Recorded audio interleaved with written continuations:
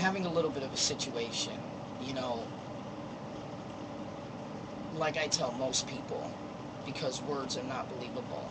I don't care if you believe me or not, because the simple fact of the matter is, I know the truth. I've been dealing with my son's school for about 3 months, since about the beginning of September. It is now January 8th. The first couple weeks of school, my son had a situation where he was coughing. It was extreme. He coughed so bad that he couldn't breathe, and it was only happening at school. Now, I tried to explain to the nurse the several times I got called in there that there's something going on in the school. You know, the nurse wouldn't listen. She kept over talking me, telling me my son needs to go to all these doctors, and he needs to be checked by these certain people, and pretty much telling me I don't know what I'm doing. Well, just to let everybody out there know who watches this, I'm a single father of two wonderful boys. I've taken care of them pretty much their whole life. The son I am speaking of is Isaiah. He's 8 years old. I've taken care of him since he was 1. By myself, along with my other son, Michael, who was 6 months. Um,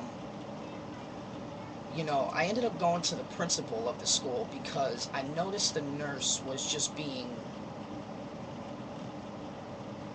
arrogant, if you want to put it in better terms. But she wouldn't listen. She kept over talking me, telling me I need to do this, I need to do that. Well, his pediatrician he had ever since he was born passed away about a year ago. God rest his soul. And ever since then, it's been a fight with pediatricians and PCPs and all that stuff, trying to find the right one. Well, I had this one agency to take care of my sons, make sure they had what they needed, they were okay with their health. And because of the state's lack of funding, these doctors are dropping the HMOs and all that. Well, right around the beginning of school, this doctor's office dropped their insurance, so I had to find a new doctor. Well, I went to the principal. I explained to him what the nurse was doing, how she was speaking to me, how she was condescending, and everything like that. By the way, the name of the school is Orchard Hills Elementary School in Connecticut, in Milford, to be exact.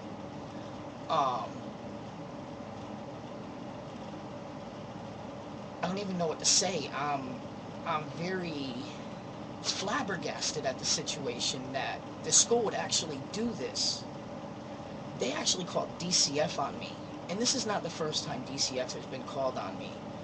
I've been exonerated each time because I did nothing wrong. I do nothing but hold my children with the utmost respect and do everything they need. I take care of everything they need. I make sure they have everything they want. You know, I got DCF filing medical neglect charges against me, saying that I medically neglected my children. Well, my son, not my children. And that they don't find me to be a perpetrator or any harm to him. Um, they place charges against me. I have to go to court January 30th at 10 a.m. on Whaley Avenue in New Haven. Um, my whole point of doing this is to make people well aware that DCF cannot do what they want. These schools cannot do what they want. And there needs to be repercussions in place for these people that don't do their job right.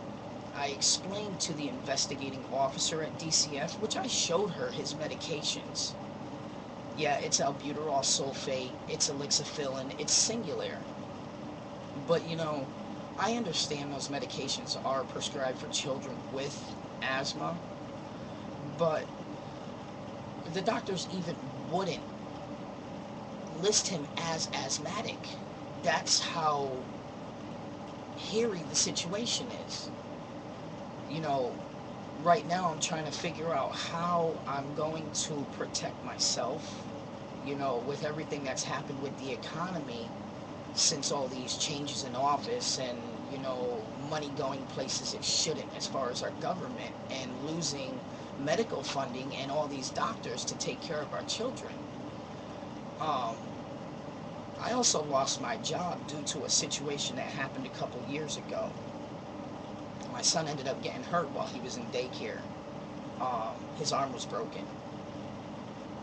I had a long time standing career with a taxi cab company that I walked into by accident, and I fought tooth and nail for about 2 months to get this job.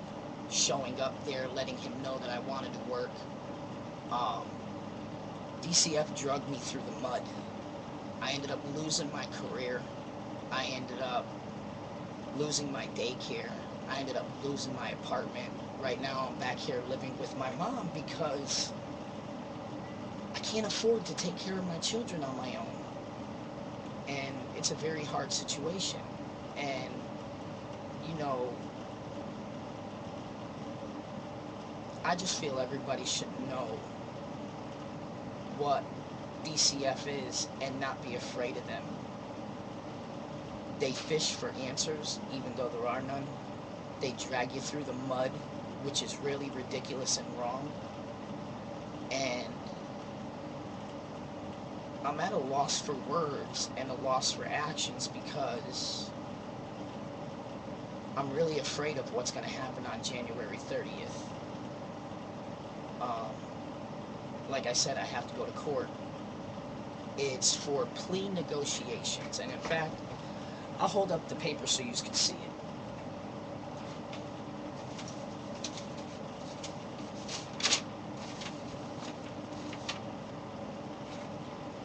I'm going to block out my name. But, you know, here is the paper. For plea negotiations, January 30th at 10 a.m. Whaley Ave in New Haven. Now, I don't know what I'm supposed to do. I don't know how I'm supposed to take care of my kids. When I lost my career, it really hurt me as far as taking care of my children. And now DCF is coming after me again. To get back to the whole situation, my son was coughing at school. When I went and spoke to the principal, he told me about a door that's across from his classroom that gets left open, I guess you could say, so kids can enter and exit, staff can enter and exit. And, you know, one of the biggest problems I have with that, as far as I know of, in most schools in the state of Connecticut, a parent has to buzz the buzzer at the front door of the school in order to gain access to the school. Now, why is a back door being left open for people to come and go as they please? Well, at that point when I found that out from the principal, I didn't know what else was going on. Well, they ended up calling DCF on me, saying that I'm medically neglecting my children. Well, I spoke to my son Isaiah, and he told me about how the teacher was leaving the classroom windows open. Now, this is January 8th, 2012. These situations occurred in September of 2011. Whoever you are, wherever you are, all you got to do is go and check the weather conditions for Connecticut as far as temperature and everything like that. Now, for that door to be open and them classroom windows to be open, it's quite ridiculous in itself. But once I addressed those issues with the school, by the way, I found that out from my son that the teacher was keeping the windows open. Once I addressed those issues with the school, as far as my son, and they stopped their, whatever you want to call it, the problems they were causing and the things they were doing that they weren't supposed to, my son has not had one incident since then. My son has not had an incident like that in a year and a half as far as coughing.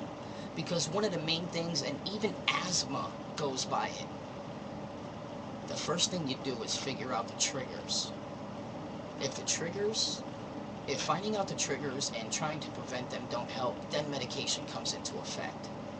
But with that being said, my son has not had an incident in the school since then. And DCF yet still proceeds to try and charge me. They're taking me to court. They're frivolous charges. I'll show you that paper too. I got that right here. This is the investigation unit. Substantiated. Right here it says medical neglect substantiated. But over here it says DCF does not find me or prove me to be a risk to the welfare of my child. You know, with that being said, I'll try to hold this a little more steady for you. It doesn't make sense how they get away with what they get away with. Now let me know if you're in agreement with this or not. And you know, I'm not asking for people to help me gain retribution for this, but if you can at all, open your mouths and speak in a loud, clear, and polite voice against all these situations going on. There's a lot in this world that us, just as a public, can put to an end, especially with the situations that are out of control as far as DCF, our rights being violated, just plain defamation of character because they have money and we don't. I can't afford a lawyer. I'm going to go in there by myself. I'm not even going to take a public defender. A plea negotiation? They find me medically neglecting him but don't find me to pose a threat? I've taken care of him for 8 years. Isaiah, come here.